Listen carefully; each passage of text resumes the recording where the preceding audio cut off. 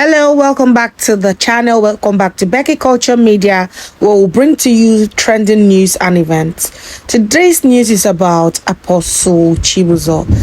Well, we do not support violence in this channel. Please listen to what happened. Just listen to what this lady has to say. I was already sweating. There was AC in the room, but I was sweating and I was scared at the same time. So I was like, I don't understand. But Daddy, you know, there is somebody I want to get married to, and you're aware. So why are you actually asking me to do something like this? Why will you ask me to do something like this? What will I tell him? He said you don't have to tell him. He doesn't have to know. You just keep it between us. I was like, Even if you're asking me to go into a relationship with you, what kind of relationship exactly? He said I should come on, I should stop talking like I'm a child. Why am I talking like I don't know what I said, no, I don't want to assume.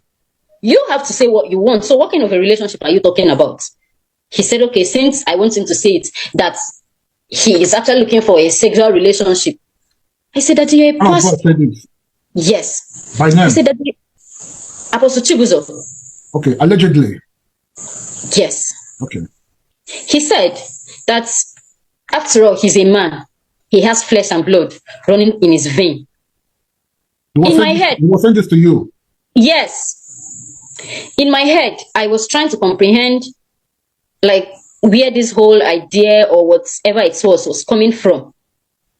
So I told him, I said, what if I say no? What if I say no? I want to say no. I don't want to do it. He said, just know that you cannot say no.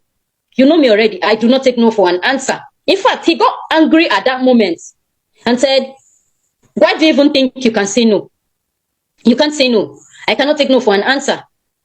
Who do you even think you are to want to say no to me? People, you do know how many ladies that are at my beck and calls. But it's just because I can't go to outside to start doing nonsense. I cannot do this because of who I am. This one, a general overseer. I'm bringing myself down to ask you for something like this. And you're saying no. Who do you think you are? You cannot say no. I was like, wow. But I still want to know, what if I say no? What to come with it? He said, in that case, be ready to leave my house. And if you're leaving my house, don't think that I will let you go just like that. Because I know people will start asking you, because people know I like you very well and that you are my daughter. So if you leave my house without you committing any crime, people will start asking questions. And I know you will talk. So if you leave my house, don't think I'll just let you go like that. To me, that was a threat. It was a threat to me. Allegedly, if it's what he said is a threat, yes. Yes. So I don't know if I should say I thought about this whole thing. I could not think about it. I just told him that, please, that I wanted to sleep. This thing was on a Saturday evening. I told him, please, I needed to sleep. I've heard you and I will think about it. I remember the month. Sorry? I remember the month and the year. This was in 2019, between March and April. Okay. Yes. I left his room that day. He was calling me back and I left his room. I went to my room where we do sleep with other children. I couldn't think. I don't know, like, I did not know what to do at that point and I was confused. No. I tried my best to avoid him throughout that day. So the next day, we all went to church. I was in church and he was on the altar preaching. I wasn't seeing him. Everything I was saying was the things he was saying into my head. They keep sounding, they keep coming back, but I was just on my own. I was just there. Nobody knew what I was going through. We came back to the house that Sunday. I tried my possible best to avoid him. And then on Monday, he sent for me. Oh, no. On Monday, he sent for me. That the children came, Daddy, Auntie Lovett, Daddy's calling you. What will I tell the children? If I tell them to go and tell him that I'm not coming, what will I be explaining to them? So I just stood up and I went to meet him. He was like, are you still thinking?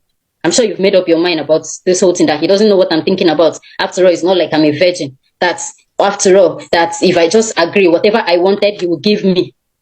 Is it house? What is it that he cannot give me? Money. I'm planning for my wedding. He was going to give me the best wedding in Port Harcourt. He was going to do this. He started saying so many things. I was just looking at him. When he finished talking, I asked him, I said, I am aware that if I agree to this, it is going to be a hidden relationship, right? He said, yes. I said, fine. In this situation, what if I get pregnant? He said, is he a child? That he won't let me get pregnant. I said, it's not about being a child. Pregnancy can happen. So if you're saying you won't let me, it's the same thing that you have to use protection, whatever will happen, if at all anything will happen. He said, but how do I expect him to go and get protection? What will he tell people he wants to use it for? Imagine if him going outside. I said, if that is the case, I will buy it for you. I asked him for money. He gave me 10,000 naira cash that day. And then I went out. I went to everyday supermarkets and I bought him a pack of Durex. Yes. Durex, that's Came back to the house. Yes, came back to the house, gave it to him. He was just looking at me and I left. So the next day, he was actually still asking. I have thought about the whole thing because honestly, it's not like I haven't been in a relationship, but someone like him, who he is, the threat, the fear, I was not aware if he had a dirty lifestyle I did not know before now. So I did not know what to be scared of. I didn't know, like, my head was full. So when people are asking, did he rape you? So it wasn't a rape.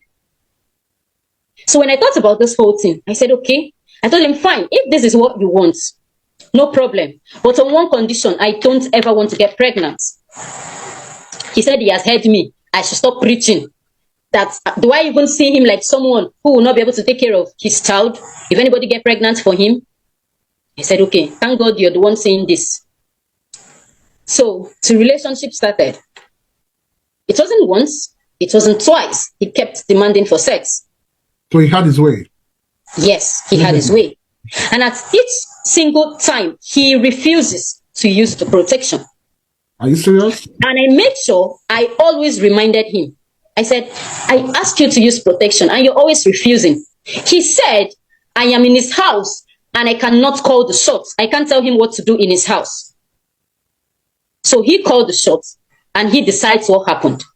And I kept telling him, don't get me pregnant and expect me to go for abortion, because I will not. Yeah. I told him this. He said I should stop preaching. I said, no problem. He kept having his way. Now, this whole thing started in March. When you say he kept having his way, what do you mean by that? When I mean that, he kept demanding for sex. Was it? Yes. Did it happen? Did he sleep with you? Did he have sex with you? And it happened. Yes, he kept sleeping with me without protection. Okay. Yes. So guys, you guys have listened to this, so we do not know who is saying the truth right now. As it is, we bring you this news as it gets to us, right? Remember that. We are going to see you on our next one, but please, what do you think? You can drop your comment in the comment section. What do you think about this? What do you think? What's going on? Is this a frame up? Do you think this is real? It's a serious one. It's a serious one, guys. Thanks for always watching our video. We hope to see you on the next one. Bye for now.